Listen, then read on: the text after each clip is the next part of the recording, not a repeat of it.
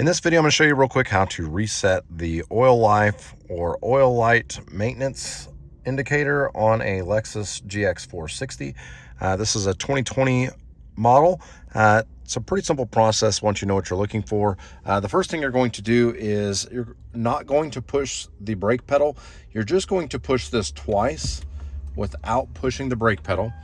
So it pulls up in accessory mode. While you're doing that, you're going to press this odometer trip button until you see that the odometer goes to trip A.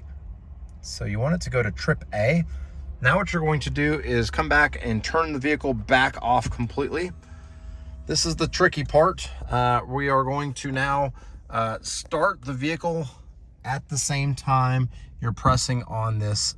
You're holding this button down at the same time you press on this button. So we'll see if I can do this.